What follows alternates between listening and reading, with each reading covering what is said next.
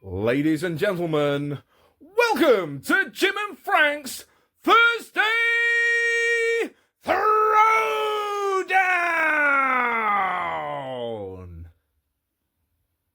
Jim, it's another Thursday throwdown. I know. Where does the Ah, time go, brother? it goes so fast. Man, before we get started, I want to ask everybody who's watching this, if you like this stuff, if you like what we're talking about, share it on your page. Just it's a share enabled.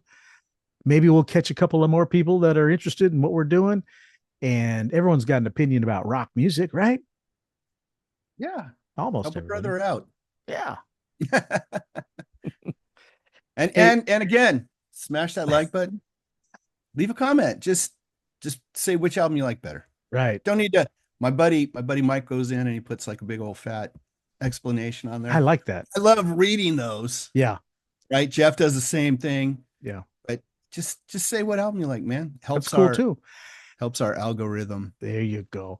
Hey, I enjoy reading the comments because everybody has it's like a time capsule of where they were when they heard Right. that particular album or it was their first album or whatever. I And why it appreciate all means that. something to them. Right. Tonight, Jim, who and what albums are we pitting against each other? Tonight we got Def Leppard. We are taking their debut Ah, On Through the Night and putting it up against their monster ultra 12 million copies sold Hysteria. whoa. Man, I might now we're talking about two albums that couldn't be more different. Right. They're hard rockers, but so different in so many ways. One's a little more hard rocker than the other. That's true. We'll get into that. Yep. On through the night, 1980. We could still afford to go to Music Plus, Tower Records, wherever, Gemco if you wanted to, and pick up a record for $4 or $5. Yeah. And we were buying records because the album covers look cool. That was a criteria. Exactly.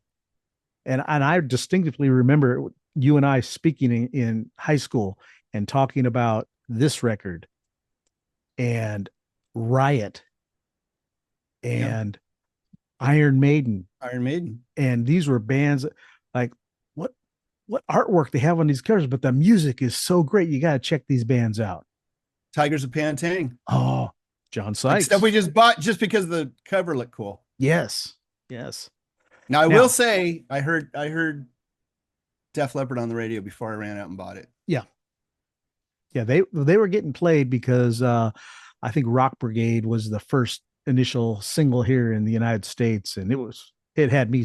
I was hooked. Oh, I was hooked right away. The other fascinating thing about them, they were teenagers, our age, a little older, but how could they've made it? How does this happen? That first album, peaked at number 51 on the Billboard charts, right? Ultimately sold 1 million copies. Right. But they had already self-released an EP, back in England. And, when this came out, I want to say Rick Allen was like 16 years old, right? 16. I think Joe Elliott was like 19.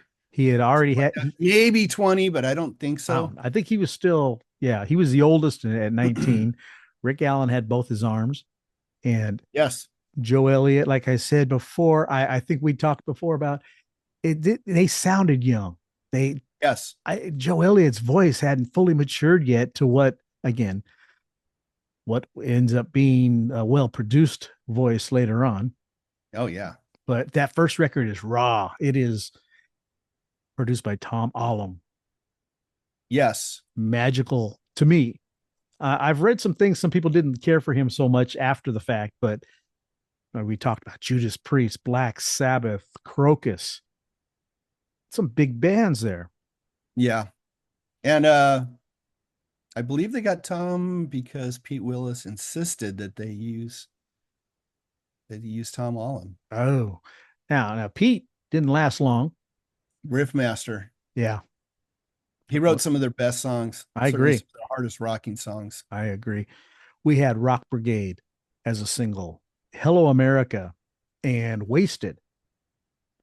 And when you think about, we're talking about Joe Elliott's voice, Hello America, he's cracking all over that thing.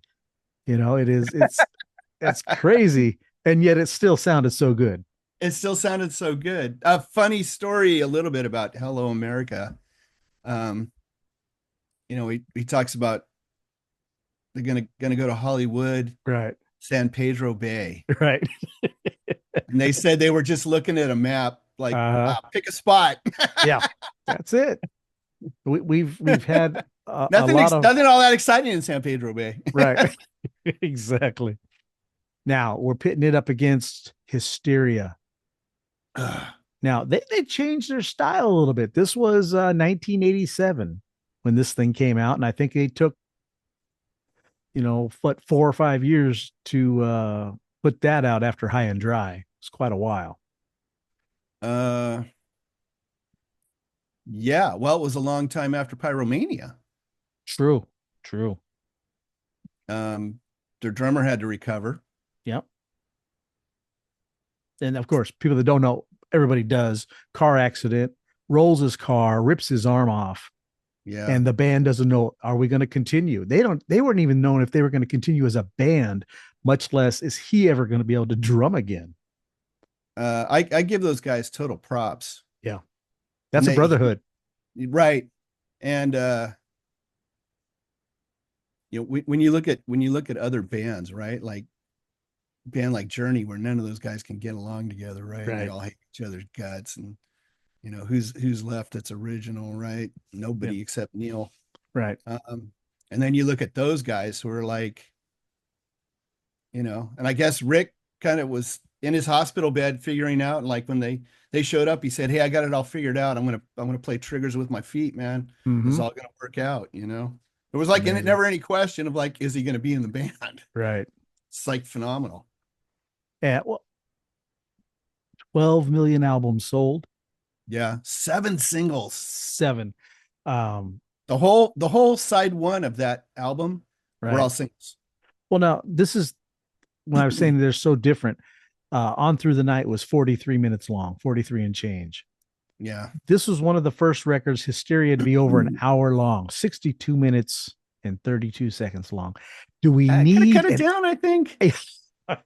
Well, when you listen to some of those songs, there's a lot of filler in the middle of these tunes, but I think it was designed that way for the radio, for the dance clubs, for the girls, because this record worked. Yes. I in 1987, the women were flocking to see Def Leppard. And some of these songs, well, I'm not even going to mention Pour Some Sugar on Me. That became a stripper anthem. But the Maybe girls, my least favorite Def Leppard song. A lot of the songs that are hits off this record are almost ballady to the point that they poured way too much sugar on this whole record because it's syrupy sweet. Yeah, everything on it is sort of just kind of mid-paced. Nothing really kicks ass. Is it? And again, here's Mutt Lange. He's taken he is the final leopard in this business, right? Oh yeah. Now he changed them and he shaped them into just like what maybe George Martin did with the Beatles. He layered and layered and layered those vocals and guitars and it was his sound. Oh, absolutely. Yeah. And I know he had that conversation with the band where he sat him down and said, do you want to sell 1 million copies or do you want to sell 12 million copies? Yeah. Oh, definitely. Yeah. Let's talk about hard to argue with success. Right. Animal, Woman. Of course, we talked about Pour Some Sugar on Me, Hysteria, Armageddon It. Yep. Love Bites and Love Rocket. Bites was a true ballad. Yeah. And then Rocket was the final single off that record.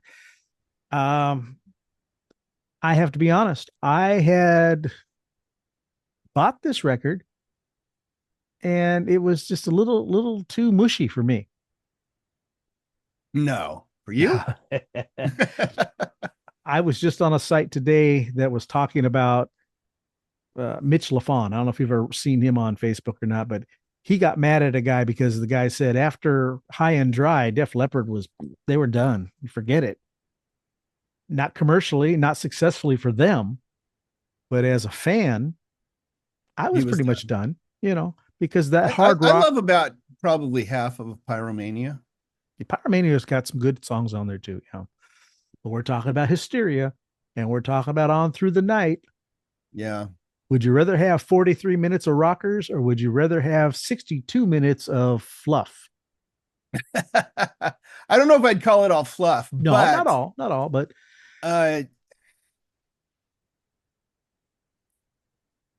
okay, so look at just side one. Mm-hmm. Rock Brigade, Hello America, Sorrow's a Woman, Could Be You, Satellite. Yep. When the Walls Came Tumbling Down. I mean, right. even Wasted.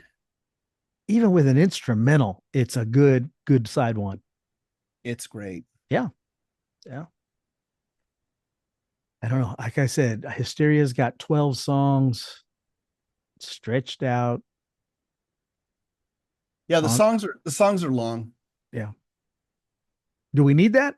It just doesn't rock as hard for me. No. So again, we go back to the old faithful. If you're on a desert island, you had one album or the other. Would you want On Through the Night and that early young Def Leppard, or do you want okay? Me too. Yes. I mean, I prefer that over the polished Def Leppard. Now, I prefer High and Dry to the first album. I know you like the first one better. I like the first because it is the first. Yeah. But I think their songwriting improved. I think they improved lyrically. I think they were really kind of firing on all cylinders at that point. They were just really had kind of taken it to the next level as far as their songwriting. Yes, definitely did. And they didn't lose any punch. No. Well, it was still raw sounding. It still had that good live rock and roll feel. They had one ballad on that record. I'm blanking on I'd have to Bringing On the Heartbreak. Yeah. That was a big one too. That really kind of broke them into the mainstream, I think. Yeah, it didn't hurt them. No. All right. So then we're in agreement On Through the Night. Yeah, we've been knockout? split kind of all along. And I got to get on Through the Night. Yeah, me too. All right. Well, what about you watching and listening? On Through the Night, the debut, or a nice, polished, fat sounding Hysteria? Which one you picking? Find out. Let us know. No wrong answers. Absolutely. All right. All right, Jim. Until next time. All right. See you next week.